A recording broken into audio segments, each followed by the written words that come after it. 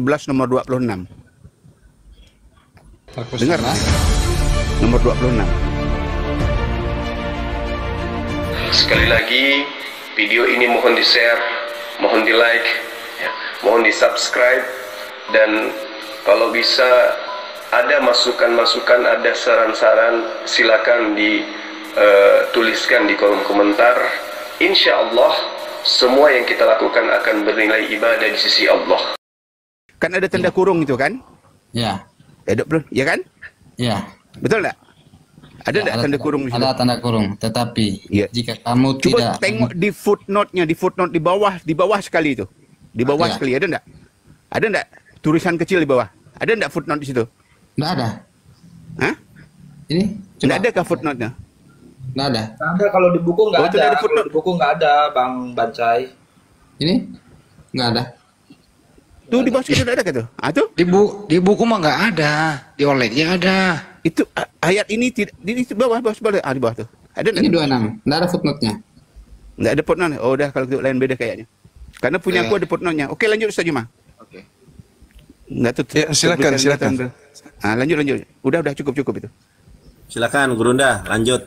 Tadi bahas tentang Yesus tidak disalib. Silakan Gurunda. Oke, baik. Ini sangat santun Gurunda Katolik nih. Silakan Gurunda. Iya. Bismillahirrahmanirrahim. Assalamualaikum warahmatullahi wabarakatuh. Waalaikumsalam, Bang Juma. Iya, makasih saudara. Jadi kedatangan Islam kemudian tidak lain hanyalah meluruskan kemudian kisah yang ada pada Nabi Isa alaihissalam, di mana Nabi Isa itu dibuat terluntah, ya. Nabi Isa kemudian terlantar datang kepada umat yang kemudian tidak menganggap dirinya. Jangankan menganggap dirinya Tuhan, dianggap sebagai Mesias atau Rasul, itu ditolak. Sehingga tidak mungkin kemudian ada pengajaran yang positif yang bisa dipertanggungjawabkan berasal dari sana. Terkecuali ajaran segolongan manusia memiliki kepentingan yang mendudukkan dia dengan berbagai macam propaganda untuk mendudukkan Yesus ini sebagai Tuhan. Tapi di tempat di mana dia diutus itu dibenci dan dibuatkan sebuah kitab bernama Talmud, lalu diceritakan secara tidak senonoh terkait oknum tersebut. Tidak sampai di situ saja, sebagian orang Farisi kemudian mengambil cerita tentang beliau, lalu kemudian menjual kepada penganut ajaran atau aliran kepercayaan penyembahan terhadap dewa yang nuzul menjadi manusia. Maka lahirlah konsep Katolik. Nah, di sini Islam datang kemudian untuk meluruskan semua yang dibengkokkan terhadap oknum yang datang kepada Bani Israel lahir tanpa ayah. Nah, sehingga kami sebagai seorang Muslim kemudian ingin menyatakan bahwa kedatangan Islam itu membersihkan Nabi Isa yang kemudian namanya dipalsukan menjadi Yesus dari tuduhan-tuduhan yang tidak benar terhadap dirinya. Termasuk mati digantung di atas pohon, itu adalah sebuah penghinaan. Itu adalah sesuatu yang sangat mencelah seorang nabi, sehingga itu tidak dibenarkan baik menurut wahyu maupun menurut akal. Perlu diketahui bahwa meskipun kita ribut tentang penyaliban, kita harus tahu bahwasanya ada kekuatan yang sangat luar biasa dari alam kegelapan yang men-setting cerita ini sehingga miliaran manusia kemudian meninggalkan menyembah kepada pencipta langit dan bumi menuju kepada penyembahan terhadap ciptaan. Itulah Paulus. Pauluslah yang kemudian men-setting semua cerita tersebut. Kita harus tahu komponennya. Pertama, Paulus memiliki murid bernama Lukas. Kemudian Paulus men-setting seseorang bernama Petrus. Petrus juga memiliki seorang murid bernama Markus. Dari kekuatan inilah kemudian muncul doktrin dan dogma Yesus mati di atas tiang salib untuk menebus dosa-dosa manusia. Maka semua upaya digerakkan untuk supaya manusia terhipnotis bahwa penyaliban yang terjadi itu adalah cakupannya untuk penyelamatan. Padahal sesungguhnya yang harus menjadi pijakan kita dalam berdialog adalah makhluk apa yang datang kepada Paulus yang mengaku sebagai Yesus. Ketika dia ke Damsyik, ada makhluk yang datang kepadanya. Siapakah engkau Tuhan? Makhluk itu berkata, aku adalah Yesus. Nah ini biang keroknya. Ini cikal ujung pangkalnya. Makhluk apakah yang datang kepada Paulus ini? Apakah dia benar-benar Yesus atau justru dia adalah Lucifer? Dia adalah iblis yang datang menyesatkan manusia melalui perantaraan tangan Paulus. Untuk itu saya mengajak teman-teman sini untuk saling mencari siapa makhluk yang mengaku akulah Yesus ini. Silakan. Ya. Kalau saya kan umat biasa, Bang Juma.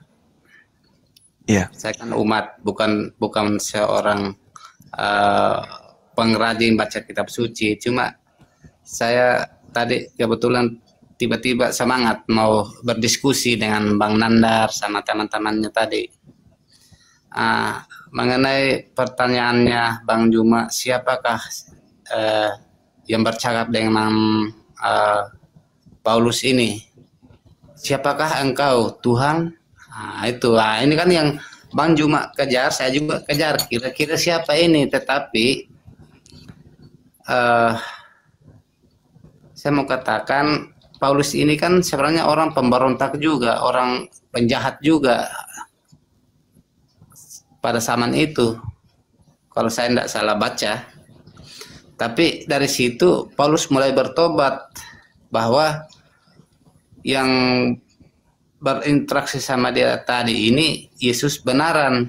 Itu kalau menurut saya, kalau memang salah ya mohon dikoreksi, mohon diluruskan, karena Bang Juma kan lebih tahu.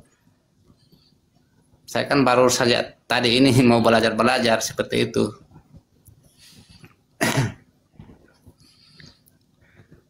Oke. Iya. Jadi kita kembali ke Yesus dulu. Ketika kita bertanya kepada Yesus, andai kita hidup sezaman dengan beliau, kita tanya, Saudara Yesus, aku ingin tanya, ini anggaplah kita sebagai murid. Ya. Kapankah kedatanganmu yang kedua? Setelah kamu terangkat ke bumi, kedatanganmu yang kedua itu kapan? Maka Yesus akan memberikan petunjuk di dalam Matius 24, aku datang nanti, ketika kemudian timur sampai ke barat. Kedatanganku nanti untuk yang kedua kalinya, aku beri tanda, yaitu seperti kilat memancar dari sebelah timur dan melontarkan cahayanya sampai ke barat. Demikianlah kelak kedatanganku untuk yang kedua kalinya. Apakah itu sudah terjadi? Dari sejak abad pertama sampai sekarang, apakah itu sudah pernah terjadi? Ada cahaya dari timur sampai ke barat, kemudian dengan ditandai turunnya sosok Nabi bernama Isa atau bernama Yesus. Apakah itu sudah terjadi? Ya, kalau itu secara kasat mata kan memang belum. Tetapi kalau pemahaman saya sebagai Katolik, ya mungkin kedatangan kedua itu dia caranya bukan, pasti cara-cara lain ya, dengan cara-cara lain. Kedatangan kedua itu mungkin sebagai imam Katolik itu ya ketika seseorang yang dalam sakratul maut sudah mau menghabisi napasnya, tiba-tiba tertolong lagi, artinya dapat kesembuhan lagi. Nah, itulah mungkin kedatangan kedua kalau menurut saya sebagai Katolik, cara memahaminya seperti itu Bang Juma. Iya. Ya, Oke. itu saya. Cara memahami seperti itu. Kedatangan keduanya itu seperti itu. Ketika orang sudah dalam sakratul maut atau sifatnya mendadak sekali, mau menghabisi napasnya, lalu dia selamat lagi. Ya, itu dari saya mungkin cara memandangnya, memahaminya seperti itu. Ya, baik. Nah, sekarang ketika Yesus mengatakan bahwa kedatanganku yang kedua itu ditandai dengan adanya kilat yang menyambar dari timur sampai ke barat. Itu disampaikan di dalam Matius 24. Nah, sekarang permasalahannya adalah yang pertama, Yesus memberikan kode kepada pengikutnya. Tanda kedatanganku yang kedua adalah seperti kilat memancar dari sebelah timur dan melontar cahayanya sampai ke barat. Demikian pula lah kedatanganku yang kedua. Oleh karena itu kata Yesus, camkanlah aku sudah mengatakan terlebih dahulu kepadamu. Apabila ada orang berkata kepadamu, lihat Yesus ada di padang gurun, jangan kau pergi ke situ. Atau lihat Yesus ada di dalam bilik, jangan kamu percaya. Sebab kata Yesus, kedatanganku ditandai seperti kilat yang menyambar dari timur ke barat. Pertanyaannya, berarti siapa yang datang kepada Paulus ini? Karena Yesus mengatakan jangan percaya ketika ada orang yang mengaku bertemu dengan aku di padang gurun lagi. Paulus mengaku bertemu Yesus pada saat dia ke Damsik. Ada suara yang dia dengarkan, akulah Yesus yang kau aniaya. Berarti yang datang kepadanya adalah Yesus. Berarti itu kedatangan yang kedua. Sementara kedatangan keduanya nanti itu adalah berakhir dengan kilat yang memancar dari timur sampai ke barat. Nah, lalu kenapa ada pengakuan seorang Paulus bertemu dengan Yesus? Ini siapa yang datang kepada Paulus ini? Silakan.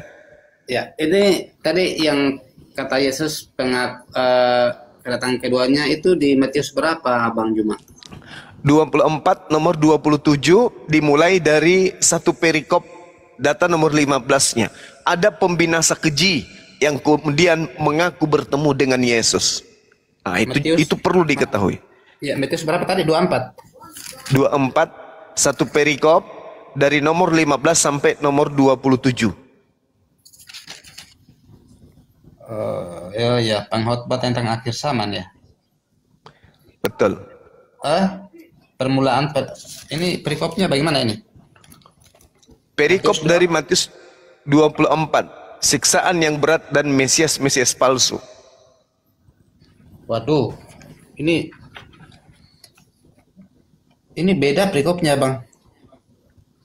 Matius 24 nomor 15. Matius 24. Matius 24 nomor 15.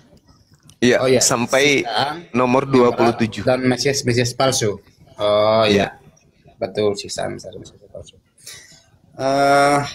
Kalau saya ini orang terbelajar, Pak Bang Juma, bosku. Ini dari Matius ini kan belum, dari bacaan ini kan belum sampai ke peristiwa penyaliban, kebangkitan, dan penampakan. Jadi saya juga orang terpelajar untuk memahami ini lebih dalam dengan jelasnya mengenai alarm yang diterima oleh Paulus ini ketika dia bilang, siapakah engkau Tuhan? Nah, lalu seperti yang Bang Suma sampaikan, siapa makhluk ini? Tapi dia mengaku, saya Yesus yang kau aniaya. Nah, artinya ini saya sendiri yang bisa, artinya pribadi saya bukan mewakili semua umat Katolik, bukan mewakili semua orang Kristen, bukan. Kalau saya sendiri melihat reaksi Yesus menjawab, akulah Yesus yang kau aniaya. Artinya di sini Yesus itu menampakkan diri kepada Paulus itu supaya Paulus itu bertobat, berhenti dari kejahatannya, sehingga Yesus bisa memilih dia untuk menyampaikan lagi peristiwa kebangkitan dan kisah-kisah selanjutnya ke depannya itu seperti apa, sehingga orang-orang eh, di Korintus di mana itu bisa mengetahui hal kebangkitan ini. Seperti itu. Kalau mengenai kedatangan kedua, saya memberikan jawaban pribadi saya untuk Bang Juma itu bukan hanya lewat kilat memancar dari ujung timur ke ujung barat, tapi ada hal-hal lain yang bisa dialami semua manusia, baik yang mau percaya Yesus maupun yang tidak percaya Yesus, kalau Yesus itu Tuhan. Karena itu setiap manusia pasti mengalami itu. Siapa saja, baik itu Muslim mau Protestan, Katolik, ketika dia sudah dalam sakratul maut, tiba-tiba dapat lagi pernapasan lagi, hidup lagi, sembuh lagi, selamat lagi. Ya, itulah pandangan saya mengenai kedatangan Yesus yang kedua. Begitu saja abangku dari saya. Ya. Jadi gini, saudara. Yesus ketika datang yang kedua kalinya itu tidak datang dalam bentuk roh dan tidak akan datang dalam bentuk suara saja. Ya. Yesus akan datang dengan fisiknya, dengan postur kemanusiaannya. Diterangkan di dalam Kisah Para Rasul 1 nomor 11, dan berkata kepada mereka, hai orang Galilea, mengapakah kamu berdiri melihat langit? Yesus ini yang terangkat ke langit meninggalkan kamu akan datang kembali dengan cara yang sama seperti kamu melihat dia naik ke surga. Dia akan datang seperti kamu lihat dia terangkat ke langit. Ketika dia terangkat ke langit dengan jasadnya, maka kedatangannya kedua kali dia datang dengan jasadnya pula, bukan dengan roh, bukan dengan suara. Begitu, ya, bukan seharusnya begitu toh, tapi dia hanya tadi kedatangan keduanya itu bertanda kilat. Nah, jadi di situ yang kita harus gali, kita harus cari tahu begitu. Ya, berarti yang datang kepada Paulus ini siapa? Ya, kalau yang merespon pertanyaan Paulus, siapakah engkau? Tuhan. Nah, lalu kalau yang menjawab Yesus, berarti di ayat ini juga saya harus akui bahwa yang menjawab itu Yesus, bukan makhluk yang berpura-pura mengatasnamakan Yesus. Seperti itu. Ya, inilah yang kita harus kupas tuntas. Dari mana kita tahu bahwa itu adalah Yesus? Sedangkan iblis jangankan menyamar sebagai manusia, menyamar sebagai malaikat aja bisa. Ketika dia datang kepada Paulus suara ini, di situ dia tidak menyamar sebagai manusia, sebagai Tuhan. Dia tidak menyamar sebagai malaikat, tetapi dia menyamar sebagai manusia. Manusia Yesus. Apa buktinya? Kisah Para Rasul 22 nomor 8. Jawabku, siapakah engkau? Apakah engkau Tuhan? Katanya, akulah Yesus, manusia Nazaret. Berarti suara ini mengaku sebagai manusia. Iya, iya. Nah, sedangkan di dalam Bible dikatakan iblis bisa berubah menjadi malaikat terang. Apalagi kalau hanya sekedar menjelma menjadi manusia. Dia mengaku, akulah manusia Yesus dari Nazaret yang kau aniaya. Sekarang permasalahannya adalah, bisakah iblis menyamar sebagai manusia?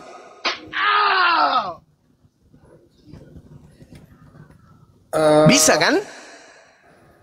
Kalau iblis mungkin, saya jawab pertanyaan itu kayaknya iblis bisa menyamar jadi manusia, mungkin bisa. Bisa. Bisa, tetapi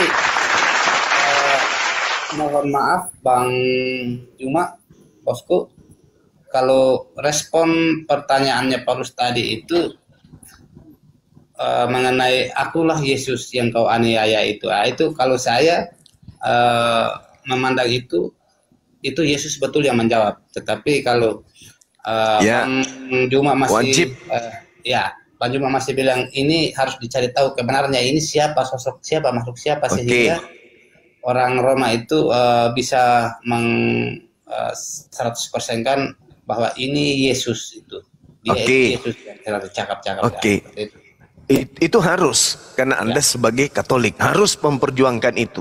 Nah, sekarang permasalahannya adalah kata Yesus, ketika ada orang yang mengaku, atau suara mengaku, atau roh mengaku, bahwa dia yang ditemui, apa kata Yesus? Jangan kamu percaya, sebab kedatanganku nanti ditandai dengan adanya kilat yang menyambar dari timur sampai ke barat. Pertanyaan saya, ketika suara ini datang, akulah Yesus, apakah ada sinar menyambar dari timur sampai ke barat pada saat itu?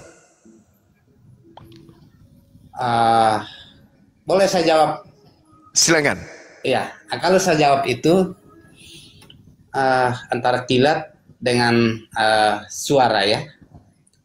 Kalau untuk suara itu menandakan memberikan pengampunan dan pertobatan kepada Paulus, sehingga kemanusiaannya Paulus yang pada saat itu menjadi penjahat yang menyalibkan ribuan orang bisa berhenti menjadi seorang penjahat.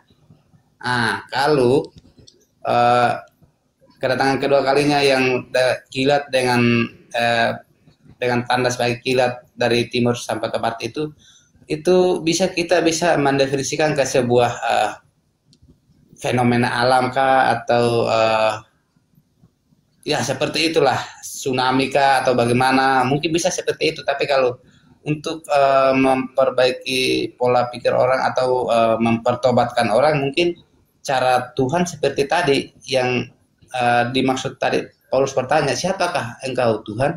Makanya Yesus langsung menjawab, akulah Yesus yang kau aniaya. Dari situlah Paulus mungkin mulai sadar, oh ternyata seperti ini cara Tuhan mengampuni dan mengasihi kembali kita ciptaannya, seperti itu. Itu jawaban saya, jawaban bukan berdasarkan data, tetapi jawaban sebagai iman, keyakinan saya. Seperti itu, Bang. Oke, baik, saya hargai. Jadi satu hal yang perlu dipahami di sini adalah kita beragama itu harus mengedepankan akal. Kalau mau selamat, hal-hal yang tidak rasional itu dibuang, dikubur. Jangan ego terhadap sebuah keyakinan kalau keyakinan itu justru menghantarkan kita menjadi bego. Yesus mengatakan, apabila ada orang mengaku bertemu dengan aku, jangan kamu percaya. Nah, sekarang kenapa Anda percaya kepada Paulus? Sedangkan nasihat Yesus jangan kau percaya. Sedangkan Paulus ini kita tidak tahu dia siapa. Bapaknya kita tidak tahu siapa, ibunya siapa. Seketika kemudian mengaku bertemu dengan Yesus. Kenapa orang Kristen percaya, sementara orang Yahudi tidak percaya? Kita yang jauh-jauh dari zaman Paulus, zaman Yesus percaya. Sementara orang yang hidup sesama dengan Yesus tidak percaya dengan Paulus. Ini aneh. Ternyata makhluk yang datang kepada Paulus itu berhasil kemudian mencengkeram miliaran manusia. Nah, sekarang permasalahannya adalah ketika Yesus mengatakan, adalah benar yang engkau katakan, supaya aku berdoa kepada Bapa untuk meminta. Makanya dikatakan dalam Yohanes 14, aku akan minta kepada Bapa agar Bapa mengutus seorang penolong lain yang akan mengajarkan segala hukum-hukum, ketentuan dan keadilan dan penginsapan dunia akan dosa. Yohanes 14 nomor 16. Yohanes 16 nomor 7 adalah betul jika aku pergi. Sebab kalau aku tidak pergi, maka roh kebenaran, roh penghibur itu tidak akan datang kepadamu. Artinya Yesus menerangkan setelah dia pergi akan datang seorang penolong lain. Sedangkan yang terjadi terhadap Paulus, yang datang kepada Paulus ini adalah Yesus. Sementara Yesus mengatakan yang datang setelahku adalah roh penghibur. Mana yang benar? Yesus yang berbohong atau Paulus yang kerasukan setan? Karena Yesus mengatakan yang datang setelah aku adalah roh penghibur, manusia penolong lain. seorang penolong yang datang setelahku. Tetapi yang datang setelah Yesus ternyata menurut Paulus adalah Yesus itu sendiri. Kalau betul yang datang kepada Paulus itu adalah Yesus itu sendiri, maka Yesus adalah pembohong, pendusta. Karena ternyata yang datang setelah dia pergi adalah dia sendiri kembali. Tapi kalau ternyata tidak, yang datang itu bukan Yesus, maka jelas yang datang kepada Paulus itu adalah iblis.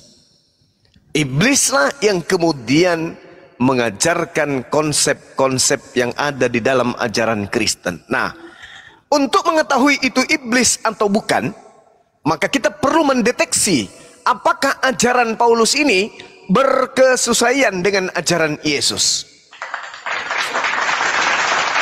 Itu untuk mendeteksi apakah yang datang ke Paulus ini adalah setan atau yang datang kepada Paulus ini adalah Yesus. Maka kita harus melihat bagaimana ajaran Yesus ketika dia ada di tengah-tengah Bani Israel, dan bagaimana ajaran Paulus setelah ia didatangi oleh roh yang mengaku sebagai Yesus. Coba Anda bandingkan. Menurut Yesus, yang harus menjadi korban di atas tiang sebagai penebus salah, itu dirinya atau hewan? Di dalam Matius 8 nomor 4, pergilah, perlihatkanlah dirimu kepada imam. Persembahkanlah persembahan yang diperintahkan oleh Nabi Musa. Matius 8 nomor 4. Berarti Yesus mengajarkan bahwa korban itu korban hewan sebagaimana yang diperintahkan oleh Nabi Musa. Tapi Paulus mengajarkan Yesus dengan darahnya, dengan dagingnya lah yang dipakai untuk menebus dosa. Ini bukti bahwa yang datang kepada Paulus bukanlah Yesus. Itu bukti kecil. Nanti kita akan buktikan yang lebih besar, bahwa yang datang kepada Paulus itu adalah iblis, bukan Yesus. Silakan.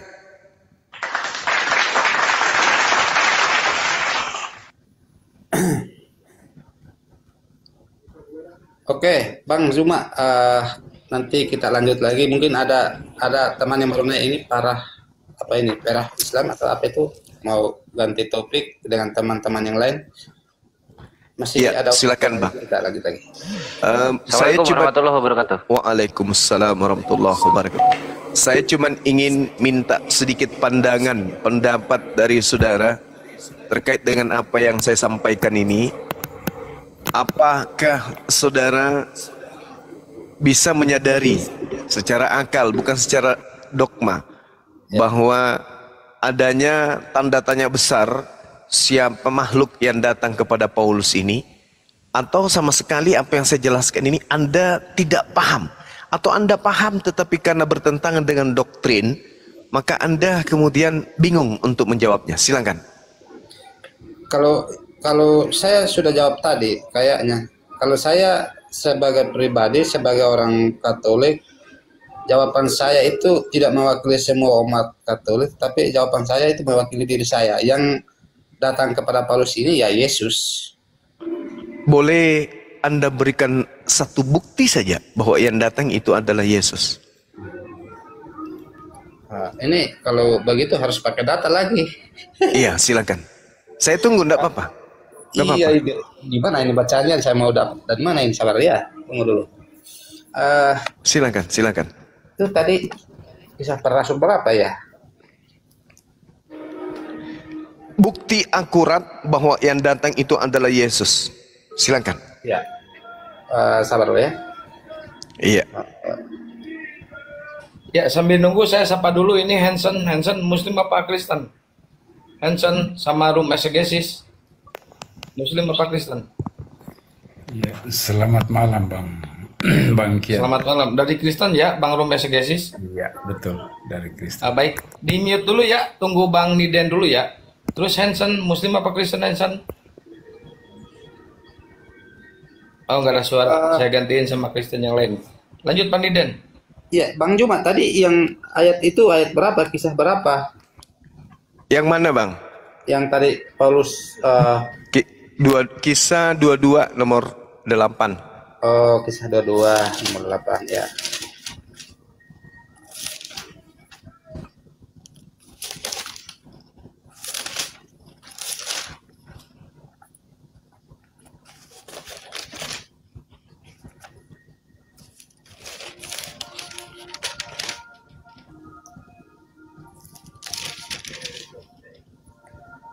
Paulus, ini perikopnya Paulus berbicara kepada orang Yahudi. Ya. Nomor 8, jawabku. Artinya Paulus yang menjawab ya. Atau bagusnya baca dari ayat 6 nih. Boleh, silakan. Ya, bagusnya baca dari ayat ke-6-nya, dua ayat 6. Tetap dalam perjalanan. Tapi dalam perjalananku ke sana ketika aku sudah dekat Damsyik, yaitu waktu tengah hari, tiba-tiba memancarlah cahaya yang menyilaukan dari langit mengelilingi aku. Maka rebahlah aku ke tanah dan aku mendengar suara-suara yang berkata kepadaku, Saulus, Saulus, mengapakah engkau menganiaya aku? Jawab Saulus, artinya jawabku berarti jawabnya Saulus. Siapakah engkau, Tuhan? Katanya, akulah Yesus, orang Nazaret yang kau aniaya itu. Ini bacanya sampai di sini saja, tidak boleh saya teruskan. Kalau boleh, silakan aja. Ya, jadi abang boleh tanya dibaca tadi. lagi. Ya, jadi jawaban saya tadi, jawaban yang saya sudah jawabkan ke Bang Juba juga. Jadi pengakuan siapakah engkau di sini? Jawabnya kan, akulah Yesus. Jadi jawaban aku ke abang, Yesus juga yang menjawab ini. Yesus orang ini yang tadinya ini bercakap ini Yesus, bukan roh-roh lain. Seperti itu. Siapa tahu ada itu yang saya tanya, dari mana kita tahu bahwa itu adalah Yesus? Sebegitu gampangnya Paulus membunuh, menganiaya, habis itu berjalan ke Damsyik, lalu ketemu dengan Yesus, lalu merubah firman Tuhan, lalu mengajarkan tentang konsep, lalu membuat sebuah 13 buku. Sebegitu gampangnya, hanya dengan mengatakan, siapakah engkau Tuhan? Akulah Yesus yang kau aniaya. Seketika dia menjadi rasul. Kita buktikan dulu dong, bahwa yang datang kepadanya itu betul-betul Yesus. Apa pembuktiannya bahwa yang datang itu adalah Yesus? Hanya karena dia mengatakan, akulah Yesus, gitu. Hanya sekedar ada suara akulah Yesus. Lantas kita mengatakan bahwa yang datang itu Yesus.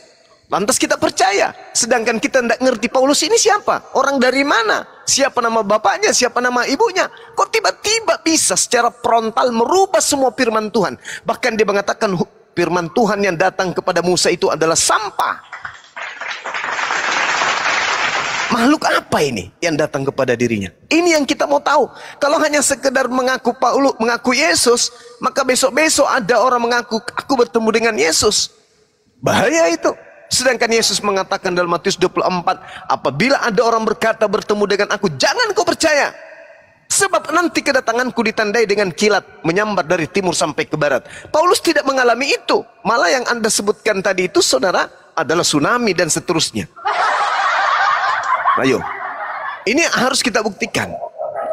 Anda kan sudah mengatakan, kalau yang seperti itu sebagai Katolik saya akui bahwa yang datang adalah Yesus. Mohon sebagai Katolik buktikan kepada saya bahwa betul-betul yang datang itu bukan hanya sekedar suara saja, tetapi memang betul-betul Yesus. Ayo, dengan cara apa saudara bisa membuktikan bahwa itu adalah Yesus? Silakan.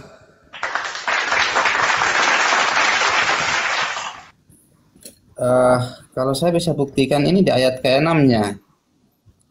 Kalau itu Yesus karena bercahaya kan, cahaya, kilat yang bercahaya dari ujung ke ujung. Kan tadi di bacaan lainnya itu kan memancar kilat dari ujung timur ke ujung barat. Jadi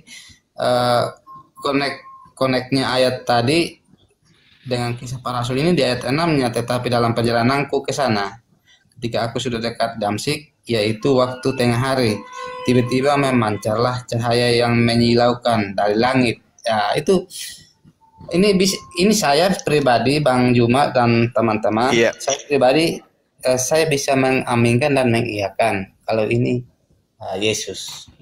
Terserah nanti teman-teman yang lain mau berbeda silahkan, tetapi secara individual saya tetap meyakini bahwa ini Yesus karena dia sudah berjanji kedatangan kedua kalinya itu memancarkan kilat yang bercahaya dari ujung timur ke ujung barat. Makanya saya ketemu secara pribadi, saya ketemu ayatnya di sini, ayat 6. Kisah Rasul 22 ayat 6 ini sampai 9 ini seperti itu. Mungkin ada teman-teman yang lain, Rom Eke atau bagaimana? Mau jawab silahkan. Kita diskusi santai. Silakan. Karena jelas. Ya baik, mungkin Bang Rom Exegesis mau menambahkan, silakan. Oke. Terima kasih buat waktunya, Bang. Suaranya di-up sedikit, Bang. Nggak kedengeran. Begini jelas, Bang. Jelas begini. Halo? Gedein dikit, Bang. Begini jelas. Baik, silakan. Oke. Iya, sebelum saya mau menanggapi apa yang jadi pertanyaan Bang Zuma, salam kenal dulu buat semuanya ya. Iya Bang, salam kenal Bang. Iya, terima kasih Bang Zuma. Siap. Saya sudah banyak mendengar tentang Bang Zuma orang yang bijaksana. Aduh, mohon maaf, Gurunda kedengaran nggak suara dia sama Gurunda? Iya, kencang suaranya. Kecil. Oh, kencang. Oh, baik. Jelas, Lanjut, Pak. jelas Bang Zuma ya. Iya, siap. Iya, yang saya tahu Bang Zuma pernah berdiskusi dengan Joshua Tewu, lalu kemudian sama pendeta-pendeta yang lain, nama beton yang lain ya. Iya Bang, iya Bang. Saya tertarik ketika Bang Zuma ada di Komal ini, saya mampir di Komal ini, saya pengen naik, saya pengen berdiskusi dengan Bang Zuma juga. Nah, terkait dengan apa yang menjadi pertanyaan Bang Zuma tadi untuk dijawab, khususnya oleh kita yang dari Kristen ya. Nah, pertama-tama saya mau bilang begini, bahwa apa yang sedang Bang Zuma pertanyakan ke kita itu adalah pribadi yang bagi kami dia adalah Tuhan. Yesus yang menyatakan diri kepada Paulus itu, dia bukan manusia biasa seperti kita, tapi yang kami percayai bahwa Alkitab mencatat bahwa dia adalah Allah yang berkenosis menjadi manusia dan menjadi sama dengan kita, lalu kemudian mati, bangkit hari ketiga dan naik ke surga. Nah, dia itu yang menyatakan diri kepada Rasul Paulus. Kalau ditanya bagaimana cara kami membuktikan bahwa itu Yesus, tidak ada dalil lain selain daripada ayat yang Bang Zuma kasih tadi. Justru itu yang menjadi kekuatan bagi kami bahwa kebenaran itu jelas, bahwa Yesus sendiri yang menampakkan diri kepada Rasul Paulus dengan cara memperlihatkan cahaya kemuliaannya kepada Rasul Paulus. Itu yang dilihat di dalam, baik di dalam Kisah Para Rasul 9 ayat 5, 22 ayat 8, 26 ayat 15. Jadi kalau bukti secara secara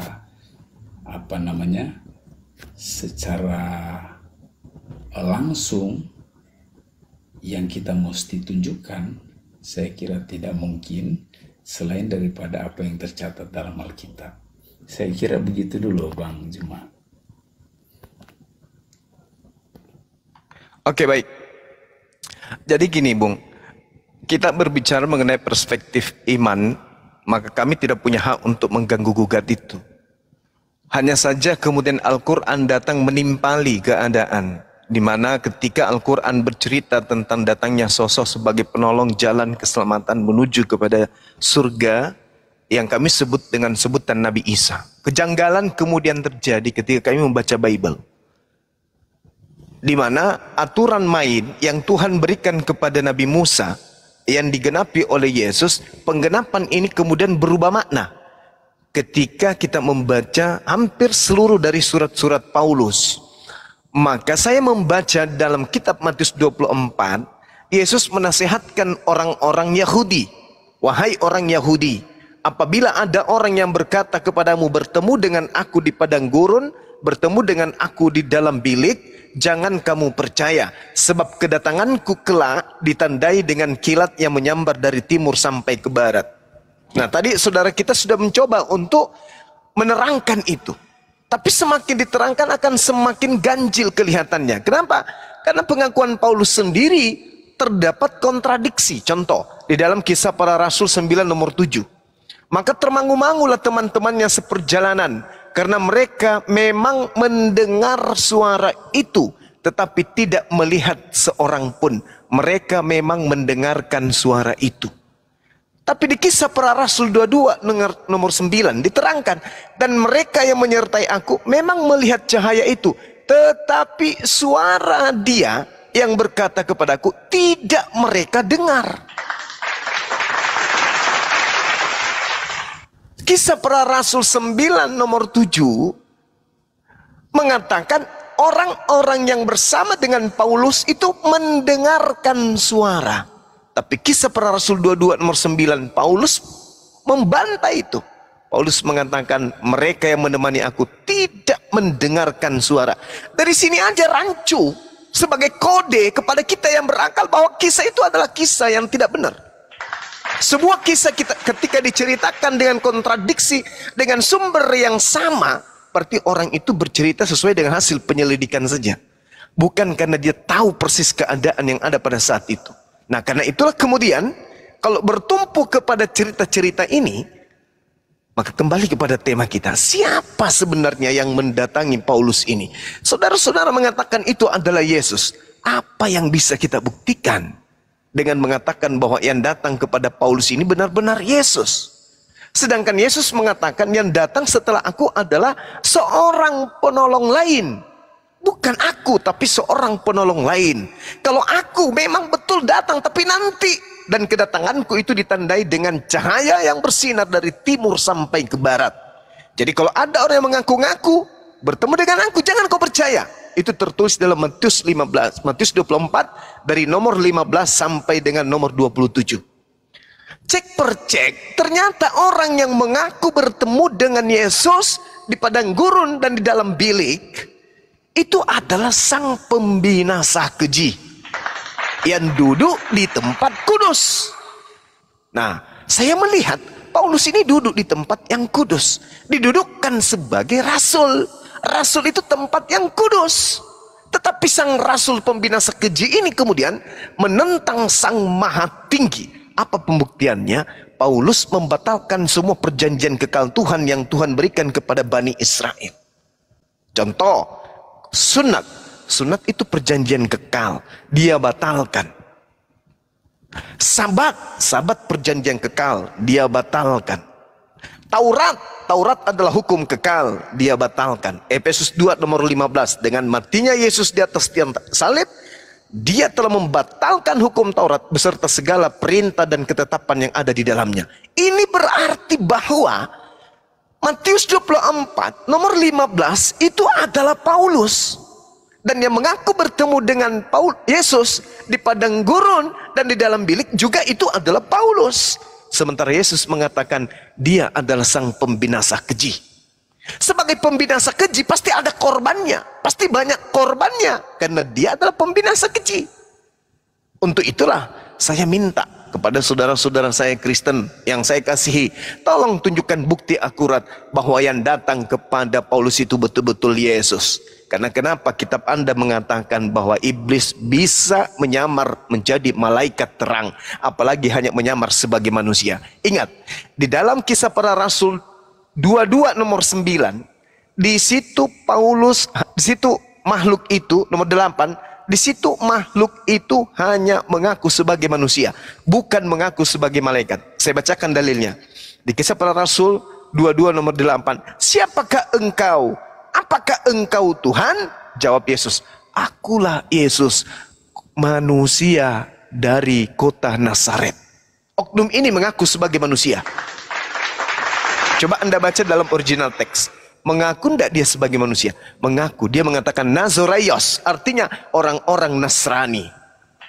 Berarti roh yang datang kepada Paulus ini cuma mengaku manusia tok.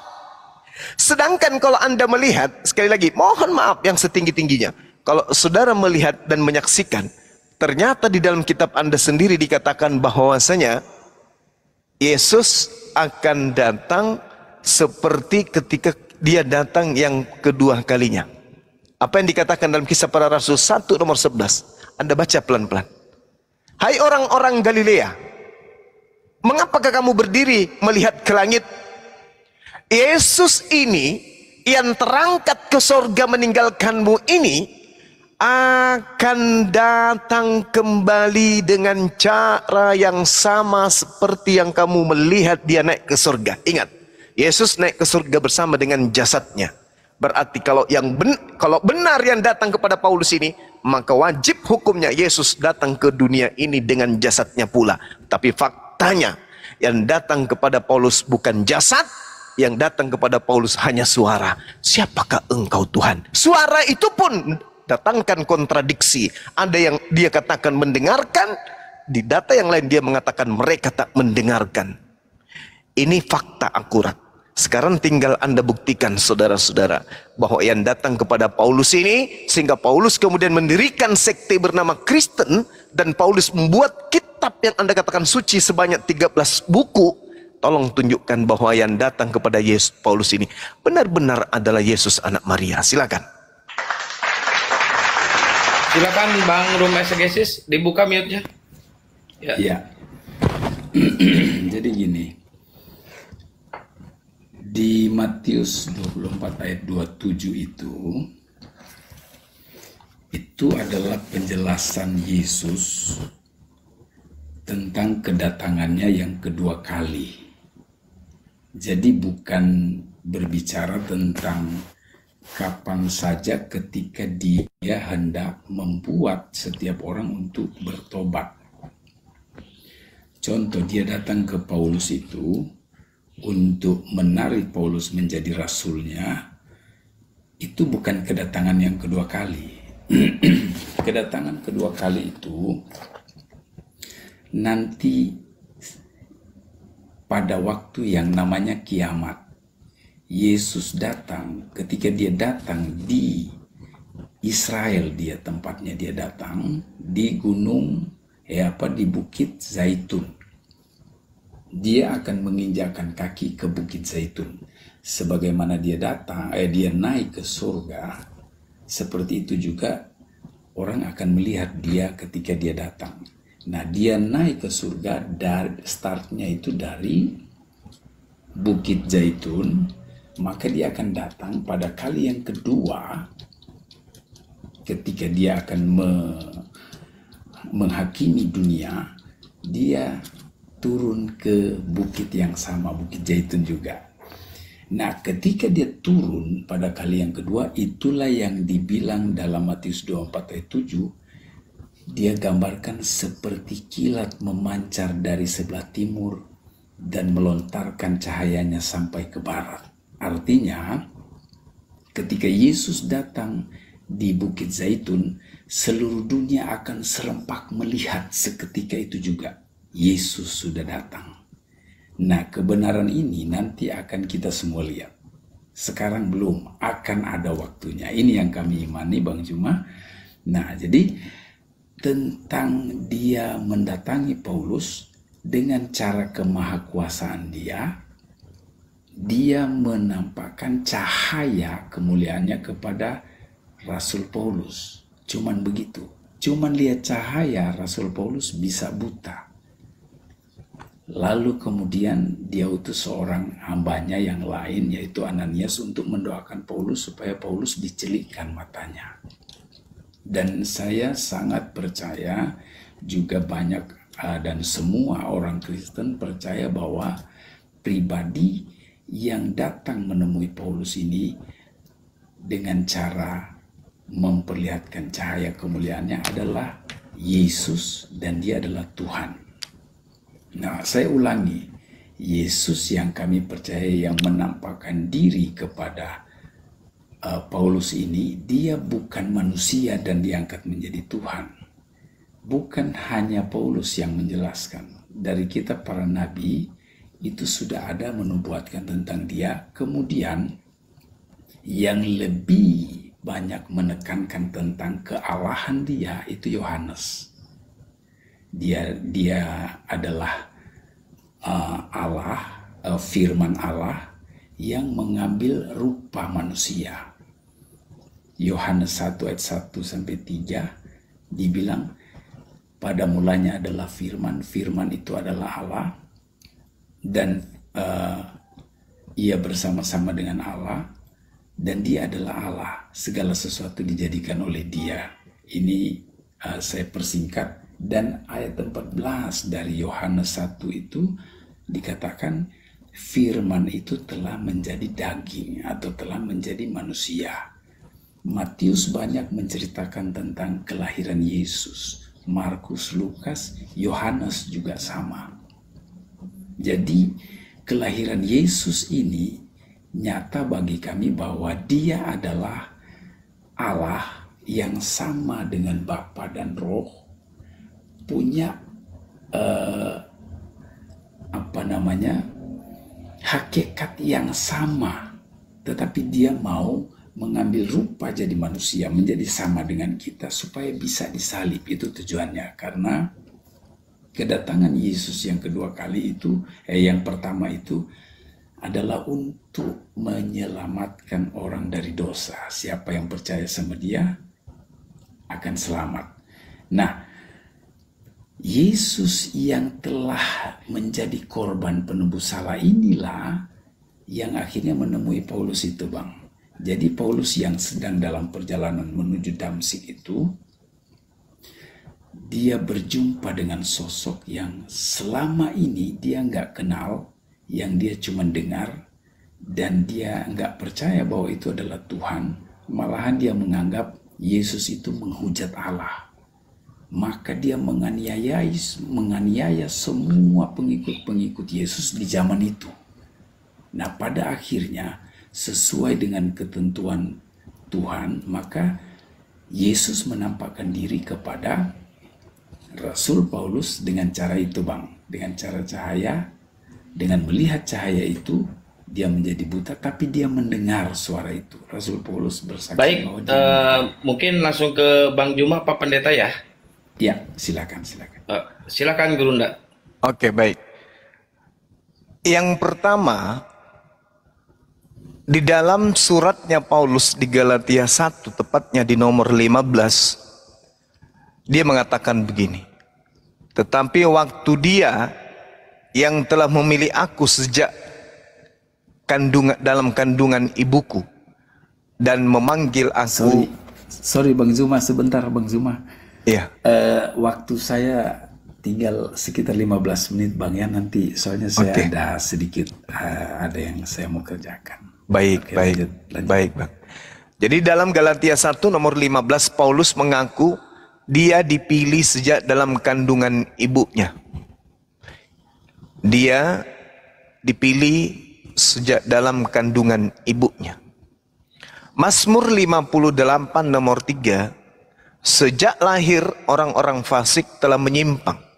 Sejak dari kandungan ibunya, pendusta-pendusta ini telah sesat. Saya ulang. Sejak lahir orang-orang fasik ini telah menyimpang.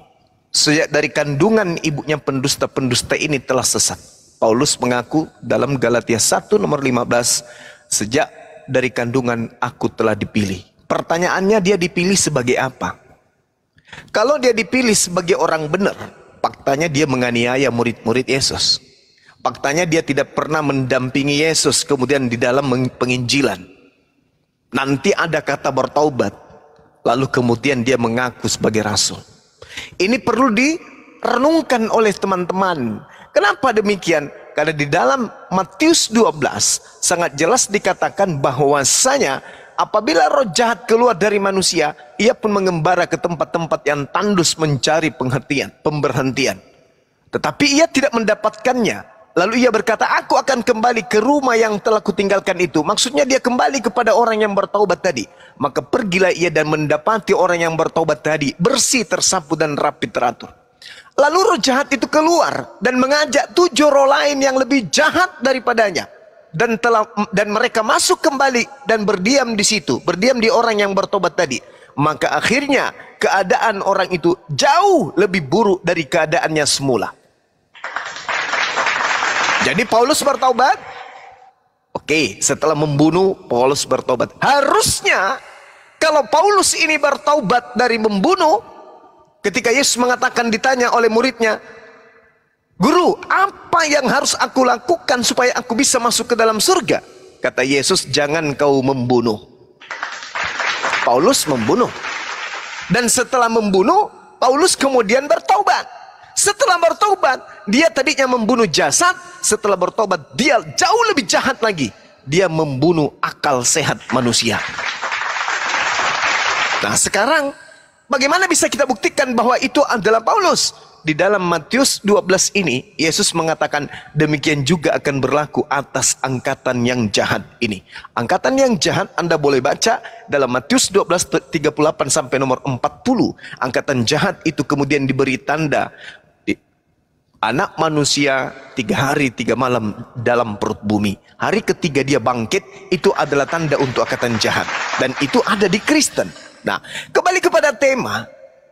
Kalau saudara tadi mengatakan bahwasanya Paulus ini bertaubat, lalu kemudian digunakan oleh Yesus untuk pengabaran. Yesus sendiri mengatakan yang datang setelahku adalah seorang penghibur. Berarti yang datang setelah Yesus terangkat ke langit, seorang manusia. Sedangkan yang datang kepada Paulus itu hanya sebuah suara. "Siapakah engkau?" "Tuhan, akulah Yesus yang kau aniaya," katanya. Nah, permasalahannya di sini adalah Yesusnya menekankan di dalam Yohanes 16 nomor 7, yang datang setelah dia bukan roh, bukan dirinya sendiri, bukan suaranya. Yang datang setelah dia terangkat ke langit adalah seorang penghibur manusia, yang jelas nyata-nyata manusia yang akan membimbing manusia lain, disebabkan karena sedang noise. Nah, oleh karena itulah kemudian saya mengatakan bahwa siapa yang datang kepada Paulus ini, kalau dia adalah Yesus, berarti Yesus pembohong. Karena dia mengatakan setelah aku yang datang adalah seorang penolong lain. Tapi ternyata yang datang dirinya sendiri. Atau jangan-jangan yang datang kepada Paulus ini adalah roh jahat. Bukankah dalam kitab saudara sendiri diterangkan dalam Kisah Para Rasul 1 nomor 11, Yesus akan datang dengan jasadnya yang kedua kalinya. Berarti yang datang kepada Paulus ini siapa? Paulus hanya mendengarkan suara, "Akulah Yesus." Lantas kemudian kita percaya bahwa yang datang kepada Paulus itu adalah benar-benar Yesus. Sedangkan Yesus mengatakan, "Waspadalah ketika ada orang yang mengaku bertemu dengan aku. Sebab kedatanganku ditandai dengan kilat yang menyambar dari timur sampai ke barat." Itu pun dia harus turun dengan jasadnya, dengan tubuhnya. Sedangkan yang datang kepada Paulus hanya suara saja. Dari mana kita tahu bahwa itu adalah Yesus? Apa yang bisa kita jadikan sajian? Oh, yang datang kepada Yesus itu buktinya. Apa buktinya? Paulus menjadi orang baik. Apa bukti kebaikannya? Dia mengajarkan Yesus datang untuk menebus dosa. Kata siapa? Di mana di dalam perjanjian lama bahwa Tuhan menginginkan pembunuhan terhadap manusia untuk menebus dosa? Tak ada. Imamat 1 nomor 2, ajarkan, katakan, sampaikan kepada orang Israel, apabila di antara mereka ada yang ingin mempersembahkan kurban kepada Elohim, maka agar mempersembahkan hewan ternak, sapi, domba, kambing, lembu. Tak ada manusia. Nah, sedangkan Paulus mengajarkan manusia. Jadi yang mengajarkan Paulus mempersembahkan dengan pengajaran bahwa Yesus mati di atas tiang salib untuk nebus dosa itu adalah roh yang datang kepadanya yang ngaku-ngaku Yesus ini. Nah sekarang untuk membuktikan bahwa yang datang ini betul-betul Yesus, apa jadi tolak ukurnya? Tolak ukurnya apa? Bahwa itu benar-benar Yesus. Karena hanya dengan suara, "Akulah Yesus yang kau aniaya." Cuman karena itu. Sementara kita tidak mengenal Paulus ini siapa. Bapaknya siapa, emaknya siapa, kita tidak tahu. Tiba-tiba dia memotong pengajaran Tuhan dengan mengatakan bahwa yang datang kepadanya adalah Yesus. Jadi saudara, saya rindu ada orang Kristen yang mampu membuktikan bahwa yang datang kepada Paulus itu adalah betul-betul Yesus anak Maria ini. Apa yang bisa menjadi acuan untuk mengatakan bahwa itu adalah Yesus? Hanya karena mendengarkan suara? Yesus mengatakan jangan kau percaya. Nah, silakan. Oke. Yang pertama, Bang. Yang pertama saya mau jawab yang Abang sentil tentang sejak dari kandungan. Rasul Paulus mengaku bahwa dia sudah dipilih. Dalam Galatia 1 ayat 15. Tetapi waktu ia yang telah memilih aku sejak kandungan ibuku dan memanggil aku oleh kasih karunia-Nya. Lalu kemudian Abang kaitkan dengan Mazmur pasal 58. Mazmur 58, Bang, ya? Iya, 58, Bang. Ayat, Nomor 3 atau nomor 4? 3. Nah, ayat 3 itu, Bang. Oke. Tapi kalau di buku itu Alkitab itu di ayat 4. Sejak lahir orang-orang fasik telah menyimpang. Sejak dari kandungan pendusta-pendusta telah sesat. Nah, bertolak belakang antara Galatia 1 ayat 15 dengan Mazmur 58 ayat 3 karena pemazmur yaitu Daud dia sedang membicarakan tentang para orang-orang fasik. Jadi bukan orang-orang benar yang dia sementara tuturkan di sana, tapi dia sedang berbicara tentang orang-orang fasik. Maka kalimat Daud dalam Mazmur 58 ayat 3 ini itu tidak nyambung dengan apa yang dikatakan oleh Paulus dalam Galatia 1 ayat 15. Karena justru Galatia 1 ayat 15 ini Paulus sedang menceritakan tentang dirinya memperoleh kasih karunia dari Tuhan sejak dari dalam kandungan. Walaupun dalam kenyataan perjalanan hidupnya di masa muda, dia menganiaya orang-orang percaya Yesus. Nah, Yesus bilang barang siapa menganiaya kamu, dia bukan menganiaya kamu, tapi menganiaya aku. Barang siapa membenci kamu, dia bukan membenci kamu, tetapi membenci aku. Yesus bilang, makanya ketika Paulus tanya, siapakah engkau Tuhan? Sebenarnya dia pakai kata kurios di sana, kurie. Siapakah engkau Tuhan? Dia bilang, akulah Yesus yang engkau aniaya. Nah, itu yang pertama. Yang kedua, Abang bilang seorang manusia yang dikatakan Yohanes 14 ayat 16. Yohanes 14 ayat 16, dia bilang begini, aku akan meminta kepada Bapa dan ia akan memberikan kepadamu seorang penolong yang lain supaya ia menyertai kamu selama-lamanya. Ini terjemahan Lai, dia pakai kata seorang untuk mempermudah orang Kristen memahami pribadi yang diutus oleh Allah ini untuk menjadi penolong. Tetapi sebenarnya dalam teks aslinya dari bahasa Greek atau Yunani, dia tidak memakai kata seorang, tetapi converter penolong yang lain aja. Dia tidak pakai seorang penolong, tapi penolong yang lain. Jadi selain Yesus diutus ke dunia, ada penolong yang lain bagi orang Kristen. Itu di Yohanes 14 ayat 16. Jadi dia adalah Roh Kudus. Bukan firman yang menjadi daging ini, bukan Yesus yang menjadi manusia, bukan. Ini hal terpisah yang kita mesti bicarakan kalau mau ngomong jujur. Nah, yang ketiga,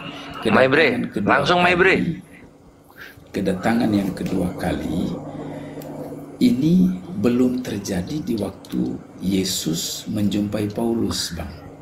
Jadi Yesus menjumpai Paulus itu belum termasuk dalam konteks kedatangan kedua kali yang dimana digambarkan seperti kilat memancar dari timur ke barat.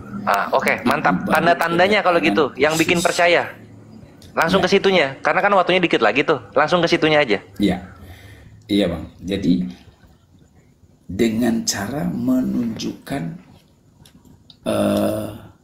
cahaya kemuliaannya, karena Yesus belum datang untuk kedua kalinya. Kalau dia datang untuk kedua kalinya, benar Bang Suma bilang, dia akan datang dalam wujud manusia yang seperti dulu dia terangkat ke surga, seperti itu dia akan datang.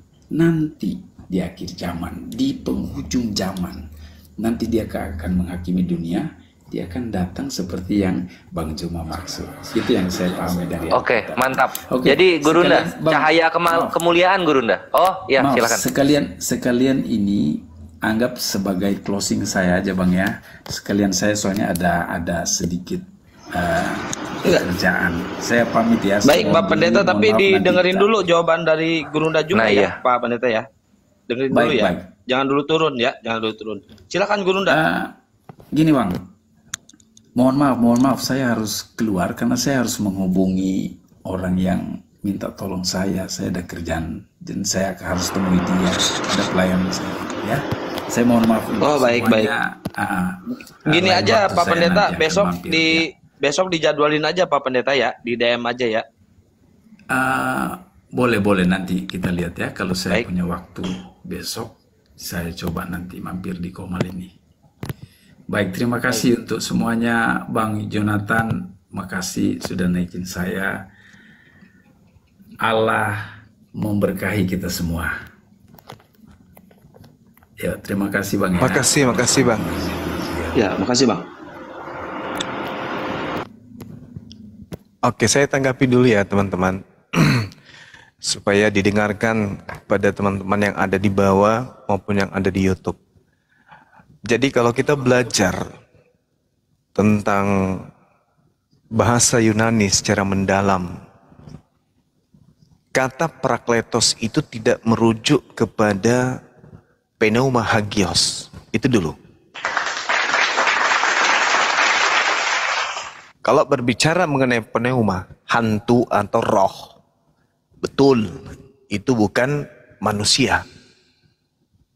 Tetapi adalah makhluk roh saja. Tapi ketika berbicara mengenai parakletos, maka itu mutlak wajib hukumnya berbicara tentang jasad manusia yang menjadi perantara antara Tuhan dengan manusia yang kemudian disebut rasul. Jadi kita nggak bisa ditipu ya, karena di sini ada pakar, ada orang yang ngerti, adik-adik kita ini sudah pada bisa bahasa Yunani. Parakletos itu merujuk kepada orang yang dipilih menjadi wakil Tuhan atau duta Tuhan di atas muka bumi. Itu harus dipahami. Jadi kalau dikatakan penolong lain, meskipun tidak dikatakan seorang, itu sudah pasti parakletos itu manusia. Disiplin ilmu manapun ketika berbicara mengenai parakletos, itu rujukannya kepada manusia atau makhluk minimal. Nah, kembali. Di sini sudah sangat jelas dikatakan di dalam Kisah Para Rasul 1 nomor 11. Coba camkan baik-baik ini. Hai orang-orang Galilea, mengapa kamu berdiri melihat ke langit? Yesus ini yang terangkat ke langit meninggalkan kamu akan datang kembali dengan cara yang sama seperti kamu melihat dia naik ke langit. Artinya dia datang dengan jasad.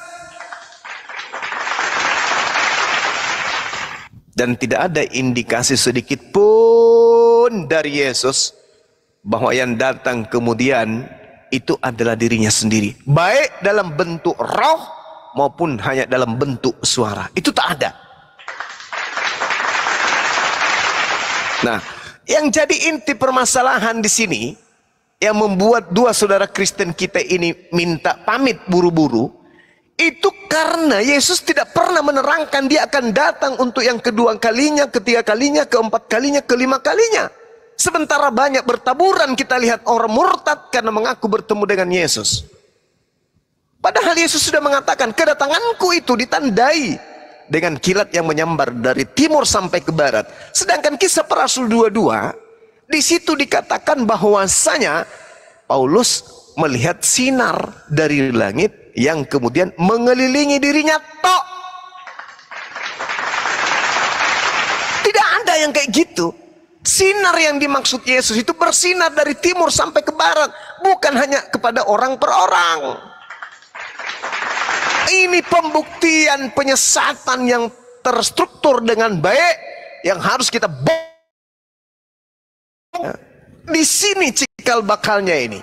Makhluk apa yang datang kepada Paulus sehingga ada Katolik, ada Protestan, ada Advent, ada Pantekosta, ada bla bla bla bla bla. Di sini cikal bakalnya ini. Kalau terbukti yang datang itu adalah Yesus, Kristen betul. Tapi kalau ternyata bukan, berarti ada makhluk lain yang datang ngaku-ngaku sebagai Yesus. Nah, bagaimana kemudian kita bisa mengenali lebih jauh? Kata Yesus di dalam Yohanes 8:44. Dengarkan baik-baik. Iblislah yang menjadi bapakmu dan kamu ingin melakukan keinginan-keinginan bapakmu. Satu, ia adalah pembunuh manusia sejak semula dan tidak hidup dalam kebenaran. Nah, yang pertama, iblis ini menjadi bapak. Iblis ini kemudian mengaku sebagai Tuhan, sebagai pembimbing, sebagai pengajar, sebagai gembala. Di dalam pengakuan Paulus 1 Korintus 4:15, sebab sekalipun kamu mempunyai beribu-ribu pendidik dalam Kristus, kamu tidak mempunyai bapak, karena akulah yang dalam Yesus menjadi bapakmu oleh Injil yang kuberitakan kepadamu. Coba.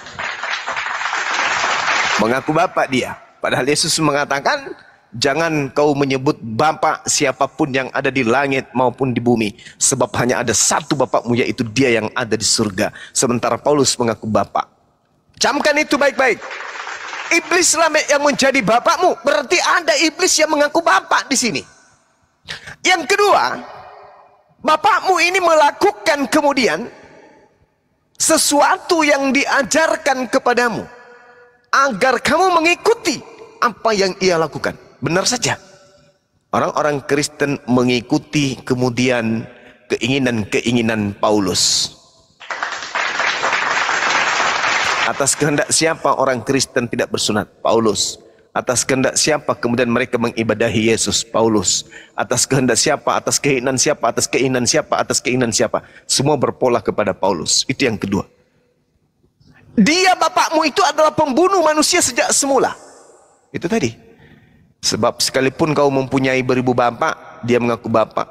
Dia sebagai pembunuh diterangkan di dalam kisah para Rasul 8 nomor 3. Tetapi Saulus berusaha kemudian membinasakan jemaat itu, dan ia memasuki rumah demi rumah dan menyeret laki-laki dan perempuan keluar dan menyerahkan mereka untuk dimasukkan ke dalam penjara.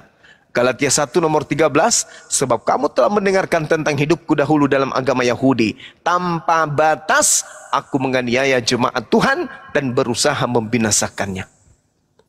1 Korintus 15:9, karena aku adalah yang paling hina dari semua rasul, bahkan tidak layak disebut rasul, sebab aku telah menganiaya jemaat Tuhan. Sang bapak mengakui kalau dia adalah sang pembinasa keji yang melakukan awal perbuatannya dengan berpura-pura mengatakan bertobat. Dia tidak hidup dalam kebenaran. Dia tidak hidup dalam kebenaran. Coba kita lihat dalam Roma 3 nomor 7. Apa yang dikatakan oleh beliau? Tetapi jika kebenaran Tuhan oleh kebohonganku, oleh dustaku semakin melimpah bagi kemuliaannya, mengapa aku masih dihakimi sebagai orang yang berdosa? 2 Korintus 11 nomor 17. Apa yang aku katakan? Aku mengatakannya bukan sebagai orang yang berkata menurut firman Tuhan, melainkan sebagai orang bodoh yang berkeyakinan bahwa ia harus bermegah. Ini ciri-ciri bagian daripada iblis itu. Ia adalah pembunuh dan tidak hidup dalam kebenaran, sebab yang ada di dalam dirinya tidak ada kebenaran. Apabila ia berkata dusta. Ia berkata atas kehendaknya sendiri, dan sebab ia adalah pendusta dan bapa segala dusta. Dia mengakui. Di dalam Roma yang kita bacakan tadi, dia mengakui itu. Bahwa dalam kelicikanku, dalam dustaku, oleh kebesaran Allah, jika kebesaran Allah oleh dustaku. Lalu kemudian apa yang aku katakan, aku mengatakannya bukan sebagai orang yang berkata menurut firman Tuhan, melainkan sebagai orang bodoh yang berkeyakinan. Ini jelas. Di dalam Filipi 1:18 juga dikatakan, sebab bagaimanapun juga Kristus diberitakan baik dengan maksud menipu atau palsu atau mengelabui maupun dengan jujur, tentang hal itu aku Paulus tetap bersuka cita.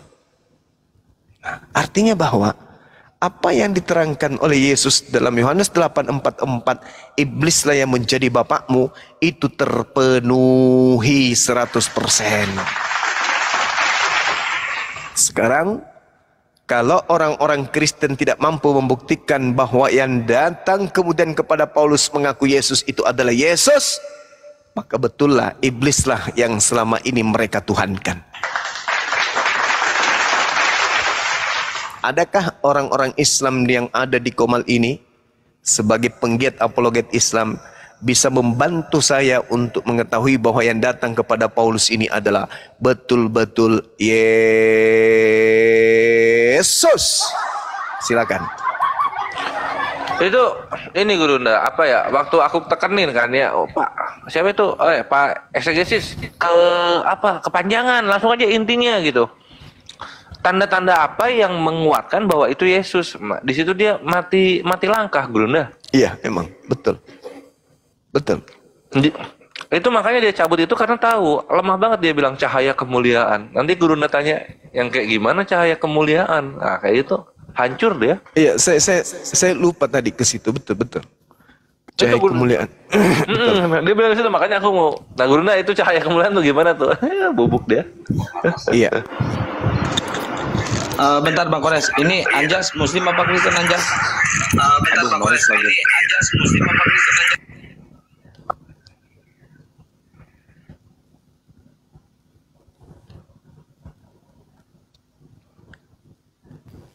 Halo Anjas, coba dibuka mute-nya. Jawaban mereka ini hanya berdasarkan halu dan psikologis yang berlaku, bukan akal. Jadi psikologis yang diserang ini. Hebat memang Paulus itu.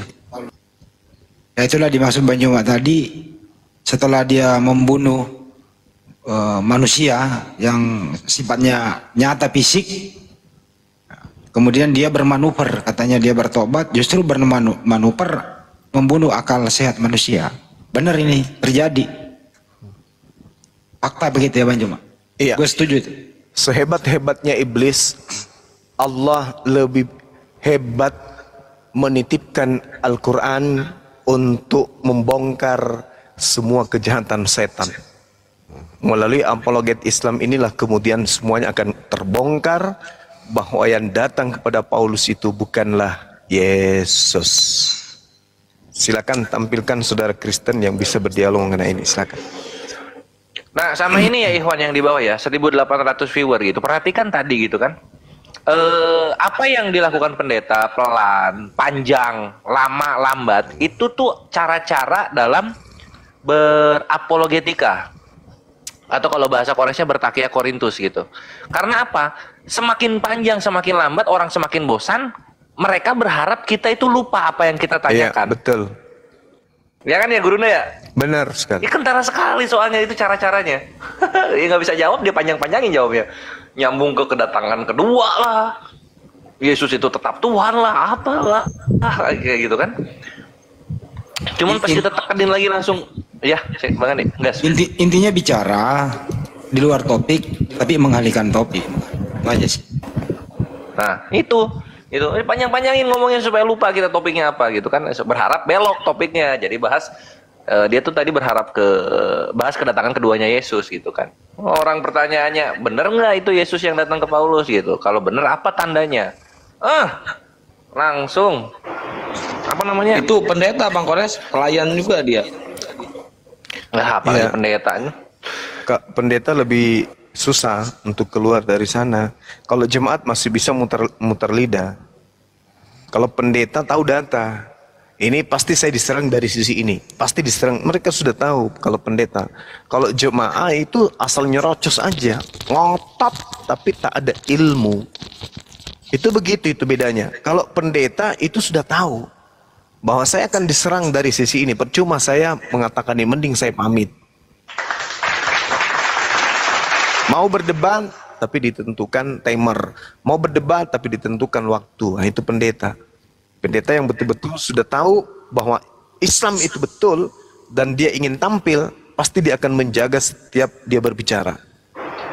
Tapi kalau jemaat, ya asal ngomong. Dan tema mereka yang memilih ya Gurunda. Betul. Ya kita jamah dulu nih yang baru naik. Ada nggak ya? Yang baru naik ada yang Kristen nggak nih? Arkian atau Anas Dewantara? Itu Juli itu. Juli, silakan Juli. Kalau naik doang mic-nya ditutup mending di bawah aja dah. Saya itu sampai 1 juta. Wih, kelamaan itunya sampai 1 juta. Nah ini juga saya informasikan ya teman-teman ya. Siapapun di luar sana yang memakai logo API, ya apabila Anda ada suatu kegiatan, aktivitas apapun itu, mempergunakan logo API gitu ya, sebaiknya ya beritahulah pusat supaya kita bisa mendukung. Betul ya Pak Nyoba seperti itu ya? Iya, seperti itu. Namanya yayasan itu begitu. Yayasan itu harus begitu teman-teman. Apapun yang kita lakukan, mengatasnamakan API, logo, itu harus kita laporkan ke pusat. Meskipun niatan kita itu baik, itu bisa menghasilkan dosa bagi teman-teman kita yang lain. Gitu. Lain cerita, kalau berbuat sesuatu untuk kebaikan yayasan, membentuk sebuah gerakan yang istilahnya mau membuat kejutan dan betul-betul tidak merugikan siapapun. Contoh, saya membuat skincare, tidak izin kepada yayasan. Kenapa? Karena saya tidak merugikan. Insya Allah ke depan saya akan menguntungkan. Karena tujuan saya membentuk usaha ini adalah untuk API. Seperti itu, sahabat-sahabat sekalian. Nanti cuman nanti saya minta API untuk kita saling membantu teman-teman yang ada di DPW ini agar membantu bagaimana kemudian usaha kita ini bisa bertumbuh, karena itu untuk kepentingan yayasan kita juga. Menurut penelitian ya yang kami temukan beberapa hari belakangan ini dan itu belum selesai, ternyata penduduk Indonesia itu 95% menggunakan skincare. Bayangkan itu. Wanitanya. Belum lakinya. Nah kalau API bisa kemudian mengajak yang 95% ini menggunakan produk API, dalam hal ini skincare yang kita buat, ya, maka sejahtera umat ini, karena API ini bukan yayasan kelompok tertentu. API ini adalah yayasan yang menaungi semua ya, pergerakan-pergerakan Islamisasi dan pergerakan Kristenisasi di Indonesia. Bukan kepentingan Bang Suma atau kepentingan kelompok per kelompok di dalam API, tetapi API ini adalah betul-betul yayasan yang bekerja nyata untuk rakyat Indonesia dalam hal menyatukan umat Islam dan membentengi umat Islam dari gerakan murtad, pergerakan misionaris untuk memurtadkan. Saya kira begitu Bang Handi. Jadi betul, tidak boleh menggunakan API untuk kepentingan pribadi atau melakukan sesuatu dengan menggunakan logo API, mengatasnamakan API, tetapi menggunakan contoh menggunakan rekening pribadi, itu nggak boleh. Contoh ya, seperti itu. Jadi harus ketika ada yang ingin membantu kita misalnya, maka arahkan ke yayasan apologet yang ada. Dari yayasan nanti yang akan menyalurkan bantuan itu. Karena kita ini adalah organisasi. Begitu saudara. Nah, kecuali silakan Bang Handi. Kecuali kalau yang bersangkutan ingin membantu personal ya, no problem, itu lain cerita. Tapi kalau ada gerakan dari bawah, ini loh adik Korea semuanya ya, ada gerakan dari bawah, terus mengatasnamakan API, terus pakai nama rekening pribadi, terus dia buat program sendiri tanpa diketahui oleh kita dari pusat. Nanti kalau terjadi apa-apa, nanti juga kan API pusat yang harus bertanggung jawab. Itu kira-kira, sebelum terlalu jauh ya. Ini hanya imbauan saja. Kira-kira begitu. Ya, aku sebenarnya belum tahu mungkin ya Bang Andi. Sebenarnya aku belum tahu masalahnya ya. Cuma gini Ikhwan, kalau posisinya seperti itu, pakai rekening pribadi, nggak pakai izin, lalu kemudian apalagi masalahnya ngumpulin uang kayak gitu ya, itu udah salahnya double gitu. Jangan anggota deh. Jangan anggota. Maksudnya janganlah yang bukan anggota. Yang bukan anggota salah. Yang anggotanya salah gitu. Pengurus aja salah kalau kayak gitu loh Ikhwan. Nah, jadi ini kasusnya gimana ya Bang Handi? Produknya apa ya Bang? Ya, misalnya contoh ya. Contoh nih, di kampung saya nih Bang, ada anak yatim. Ya, harus perlu dibantu. Ya, mau disekolahin apa segala macam lah kan begitu. Tolong dibantulah. Bantulah donatur ke sana begitu. Melewati garis lurus dari anggaran dasar, anggaran rumah tangga enggak API. Mestinya kan lapor dulu ke API pusat. Tunggu. Terus bawa apinya gimana? Ya logonya kan API gitu. Kira-kira gitulah okay. gitu ya. Mestinya kan melalui API dulu. Mending mohon API, kita ada dana kok dalam hal itu. Ke API dulu gitu loh. Bang, saya dari DPW ini minta tolong ada begini, bisa survei dulu nggak? Gimana cara menyelesaikannya? Ya kita langsung aksi kan. Seperti kemarin ada saudara kita, ada guru ngaji yang sedang sakit gitu ya, lapor ke kita. Insya Allah API bergerak, selesai cepat, transparan melalui rekening yayasan. Jadi nggak ada isu-isu yang bisa menimbulkan apa ya, saling curiga mencurigai. Kan transparansi itu kan lebih baik daripada main belakang kan, itu kira-kira. Saya sapa dikit, Bang Ambon Gelap, dibuka mute-nya. Assalamualaikum warahmatullahi wabarakatuh. Sudah jam 1:26. Ini orang. Masya Allah. Waalaikumsalam. Ini start kayak ini. Apa? Baru pulang Ana baru pulang dari Ciputat. Tadi lagi di jalan. Udah mau nyampe Citrep ini. Dari Ciputat habis tadi. Pasti lagi di jalan kan? Nah. Iya lagi di jalan, biasalah. Alhamdulillah tadi dapat 2 lagi sudah disyahadatkan dan sertifikatnya cuma dari Ustadz Ipung dari Ayah Sofia. Jadi nanti pendidikan dasar Islamnya ada satu masjid di daerah Ciputat yang membantu Ustadz Ipung untuk anak itu di tempatnya imam dulu karena takutnya ada apa-apa, lalu belajar Islam. Nanti sekalian dicariin kerja karena dia lulusan finance, keuangan, akuntansi, apa nggak ngerti. Ini asik ini ngobrolnya, ini asik ini tentang tentang pemahaman Paulus itu bagaimana. Lalu tadi mantap tuh gurunya dapat yang baru lagi Kay. Yang datang ke Paulus di KPR 9 bukan Yesus. Wah, itu besar sekali tuh. Argumen besar. Iya, argumen besar dan itu menyebabkan tadi saya ditelepon berhenti karena dia bilang itu bagus tuh. Oke, coba connect dulu. Ya baik, Tuan Guru. Bung Ais yang di Tebet.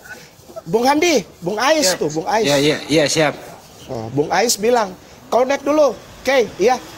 Gitu, ngobrol-ngobrol lah sama kita punya adik-adik. Oke, saya enak sebentar ya, saya berhenti karena memang baru nyampe perapatan Citerep. Begini, itu yang Zuma sampaikan tadi diaminkan oleh Bung Handi dan Kores. Itu karena apa? Karena tadi Bung Handi bilang ada masalah psikologi itu. Memang betul itu, cakep itu. Meniliknya bagus Bung Handi itu, menilik dari satu sisi yaitu psikologis yang berhasil gitu, bahwa dia Mr. Paul ini berhasil memberikan satu influence, pengaruh psikologis. Betul Bung Handi sama Zuma pertanyakan, kalau memang itu Jesus, kenapa kau berlawanan dengan tanda-tanda kedatangannya?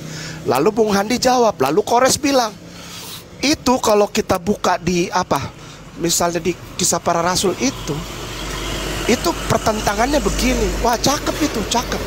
Nah, adikku Zuma, adikku Kores dan Bung Handi dan semua yang ada di room, selamat malam. Saya tidak bisa lihat satu persatu karena saya di pinggir jalan. Pemahaman influence-nya Paulus ini itu hanya sampai tahun 64, adikku sayang. 64 Masehi. Karena Nero mengambil keputusan menjemput Paulus di Spanyol, dibawa pulang lagi, lalu dipenggal. Itu kan ceritanya ya. Kores punya datanya kalau nggak salah waktu itu. Kores punya datanya itu. Ya, harus diubah-ubah dulu. Lanjut, Ustaz. Jadi ketika Paulus yang di dalam KPR itu, Kisah Para Apostolos ke apa itu dia punya nama, itu dijemput dengan kapal mau dibawa ke Roma untuk disidang. Nah, sidang di Roma itu yang kapalnya karam itu membebaskan dia. Itu ditulis di mana? Itu di halaman bab Kaisar Nero, bukunya judulnya The 12 Caesars. Itu ada diceritakan itu. Dan Flavius Josephus menceritakan itu juga. Jadi ini Antua ini, bos Paul ini, bos Paul sempat bebas, Bung. Bebas nih, Antua nih bebas. Begitu dia bebas dari sidang pertama, Antua jalan keliling Eropa. Sedap jalan-jalan Antua nih. Kita aja belum pernah keliling Eropa. Ini bos Paul nih dia keliling Eropa. Hebat sekali. Canggih dia. Nah, begitu dia sampai Spanyol, ada audit. Maaf banget. Itu cerita di 12 Caesar sama di Josephus dan Antiquities buku 20 itu jelas banget. Bagus itu buku. Ada audit. Jadi adikku sayang, jadi ternyata dia banyak juga dapat duit dari kekaisaran. Dan hasilnya tidak ada. Apa itu? Diminta untuk menghancurkan ideologi. Jadi hancurnya bukan physically bangsa Jewish atau Israeliat, bukan. Karena dia udah gagal kan di situ kan. Dia udah gagal, dia mendapatkan perlawanan ketika dia diturunkan pakai keranjang di tembok Damaskus. Itu ada kok ceritanya itu. Dia mau dibunuh sama orang-orang di Damaskus. Jadi diturunin pakai keranjang di tembok Damaskus. Nah, laporan-laporan audit keuangan ini sampai di Nero. Nero nih kalau untuk pesta-pesta dia paling suka untuk sendiri. Tapi kalau untuk orang lain dia paling pelit. Dia bilang apa yang telah dihasilkan tidak ada. Malah Paulus memiliki komunitas sendiri, punya publik sendiri.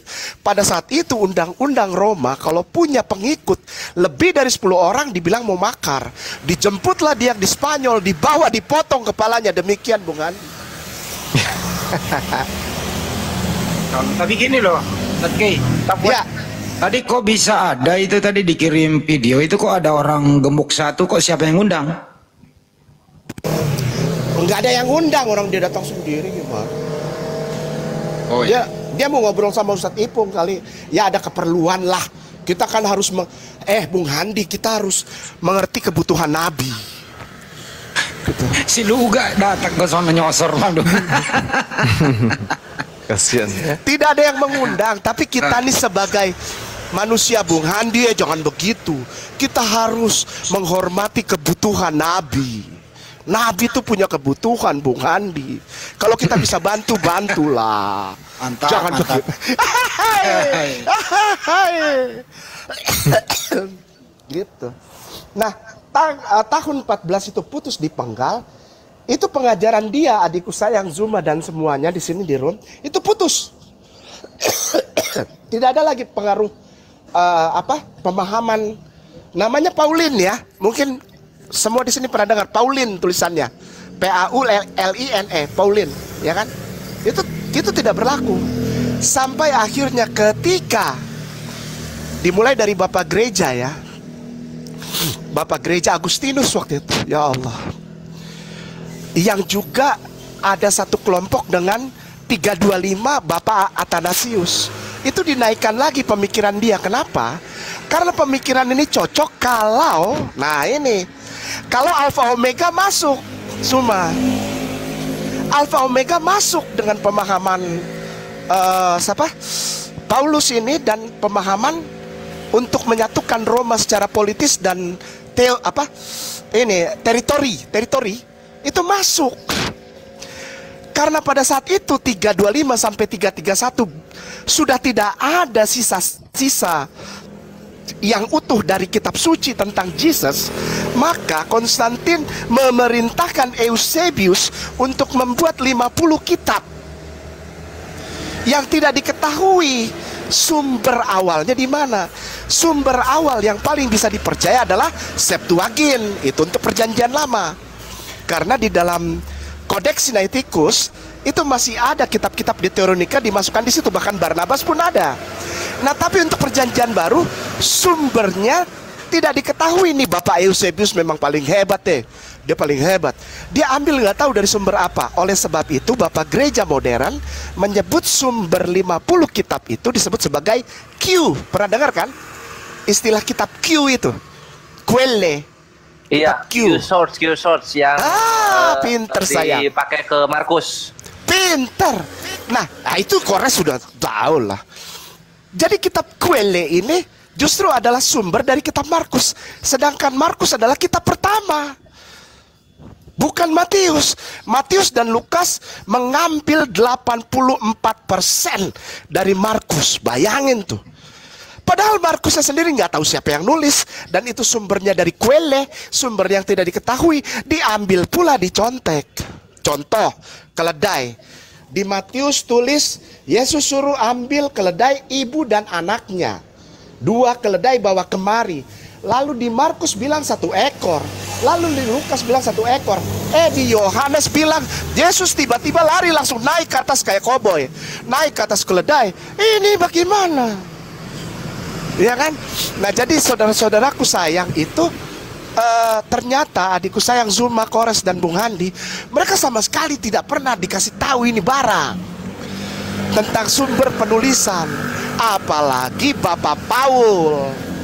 Tentang Bapak Paul sama sekali tidak ada. Sampai sekarang tidak dikasih tahu. Padahal ada Zuma, ada tentang dia, ada.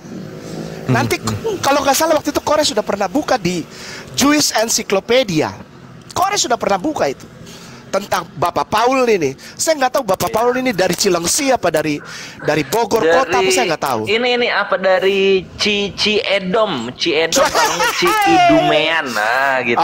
Itu yang Ibnu Ezra 631 ya, Ibnu Ezra. Kalau itu satu agamanya itu. Nah, ini kalau ini bapaknya Paulus memang bapaknya Paulus sama agamanya itu sama-sama dari sono, dari Edom itu gitu, Ustaz. Itu yang dapat sumber dari Jewish Encyclopedia, bukan? Jewish Encyclopedia bukan, itu dari Quora. Quora. Orang pendeta PhD ya, gitu. Wah, mantap, Kores, sumber datanya mantap. Iya, jadi gitu. Sebetulnya adikku Zuma dan semuanya itu bisa diketahui loh. Emak bapaknya bisa ketahuan itu, asli. Emak bapaknya dia aduh, kalau kita bisa ketemu kartu keluarganya aja yang dari Bojongnangka, Bogor, dapat itu bisa keurut semuanya itu. Cuma kartu keluarganya nggak ada, itu aja masalahnya. Apalagi KTP, ngurus ke kelurahannya dia mungkin lupa, dia nggak ngurus ke kelurahan. Padahal kan sekarang ada Dukcapil. Nah, pada saat itu dia nggak ke Dukcapil dia. Jadi itulah pengaruh Paul ada dari tahun 45 Masehi sampai 64, memang jago dia punya pengikut. Tapi 64 tuh putus, Bung.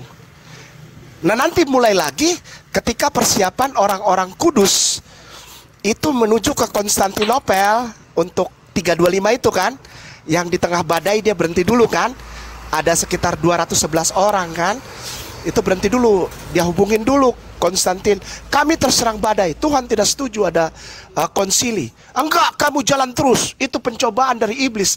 Datang, Arius dibunuh. Nah, sampai situ diangkat pola pikirnya Paul. Demikian, Bung, cakep nih malam ini.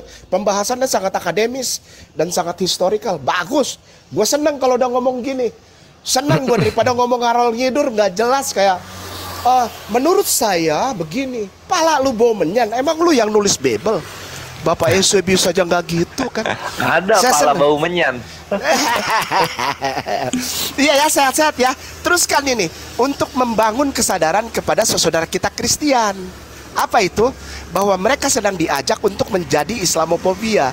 Padahal kalau mereka mengakui saja bahwa ya nggak usah jauh-jauh teos lah, yang semua bung di sini bawa teos atau apostolos atau apalah istilah-istilah lain, itu dikembalikan, kita nggak akan kejar dia, nggak akan. Kita sayang, nggak akan lagi ada apa. Ayo coba buktikan, nggak ada kayak gitu, nggak ada. Akui saja bahwa kami mengambil sosok Yesus atau Yashu, Kores bukan Yasua ya, Yashu, ya. Isu. Iya, karena yod kan, yod itu tidak ada. Iya, yodnya kan nggak ada kalau di Yunani ini nggak ada yod. Ya kan iota, ya toh, ya nggak? Iox. Yes. Jadi sebetulnya Yashu itu singkatan dari Yemah Shemo Fazikro, artinya nama yang harus dilupakan oleh orang Yahudi. Semoga tulang-tulangnya menjadi debu. Kan ada kan itu ya di Sanhedrin. Oke. Nah, nama ini diambil oleh orang Roma, kayak dipoles lagi menjadi cerita yang sekarang kita kenal. Nah, ini yang harus dibuka. Dan saya bersyukur ada Zuma sayang, ada Kores, ada adikku banyak lah, ada Riva dan Nandar, ada Bung Handi, mengajak orang untuk Kristen-Kristen ini tahu Islamlah yang menunjukkan kepadamu bahwa kau ikut cerita buatan. Coba kau kembali ke aslinya. Kami tidak akan usik kau, tidak akan. Kami sayang, kami hormat dan kami toleran. Gitu. Begitu ya. Mantap nih malam ini, cakep bener. Saya sangat senang. Hatiku senang gitu kan. Kayak lagu Kidung Jemaat, ya kan. Berkat Tuhan telah tercurah, itu yang kami perlu katanya. Kayak nama ambruk katanya, kata si siapa gitu. Nggak berani. Takut dia untuk menghadapi tanggal 30. Gue senang-senang kawan untuk menghadapi Pak Pendeta Esra Soru. Ini kan bukan main bulu tangkis. Gue tuh senang-senang aja. Dengan judul apa, Historical Jesus. Benarkah Yesus pernah mati, bangkit, dan naik ke surga? Aduh, saya paling senang. Bapak Pendeta minta usulkan apa judulnya itu. Apa sajalah. Apa saja, mari kita bicara. Begitu. Ya. Ini Statke, itu by one atau 2 versus 2? Saya yang nggak mau. Kalau saya nggak mau 2. Saya sendiri saja. Kalau seumpamanya Pak Pendeta mau bawa, ya nggak apa-apa lah ya kan. Jangan dilarang, Kores. Kalau mau bawa siapa nggak apa-apa. Aku nitip ini, Statke. Aku nitip ini. Apa ya namanya? Ini harus didengar oleh kawan-kawan Kristen gitu. Apa tuh? Fakta sejarah itu ya kan ada Marabar, Talus, sama satu lagi tuh Tacitus. Sadap. Marabar Serapion. Betul. Iya. Nah, ini yang Flaccivus itu udah inilah diskualifikasi gitu karena udah terbukti tambahan-tambahan Kristen. Kan sisa 3 ini nih. Nah, siapa itu tuh? Aku mohon Statke, mohon dipakai Talus, Tacitus sama Marabar ini karena mereka bertiga sepakat Yesus itu mati nggak bangkit. Oh iya. Itu. Tulisan Talus sudah hilang kan katanya. Tapi kan itu di apa pernah menjadi quote. Apa quote itu apa ya? Iya, quote itu dikutip oleh si tulisan Talus sudah nggak ada. Nah, yang dikutip apa? Dirubah gitu. Gerhananya padahal kan di Turki, ya kan? Gempa buminya juga di Turki. Tapi dimasukkan itu. Ya bagus, insya Allah saya. Mantap. Syukran kasiran Kores. Bagus. Kamu tuh udah dalam banget ternyata. Ya. Iya, cuma sekarang aku jarang dapat dialog timer, jadinya nggak keluar data-data mustajab begitu. Iya, ya dialognya. Insya Allah dapat lah. Insya Allah nanti dapat lah. Amin. Itu ya. Oke ya. Udah ya. Adikku sayang, aku jalan lagi nih, sudah jam 1.43. Bung Handi, terima kasih banyak. Semuanya Zuma, Kores dan semua yang ada di room. Para mujahid, Allah yang membalas semua yang telah Anda lakukan semua dengan keberkahan, kerahmatan, kesehatan, kesuksesan, jalan keluar dari masalah serta rizki dari tempat yang tidak disangka-sangka. Ya Allah, ya Ghafurur Rahim, ya Arhamar Rahimin, ya Zal Jalali wal Ikram. Amin ya Rabbal Alamin. Amin. Jazakallahu khairan. Barakallahu fikum. Assalamualaikum warahmatullahi wabarakatuh. Jazakallah Waalaikumsalam khair. Waalaikumsalam warahmatullahi wabarakatuh.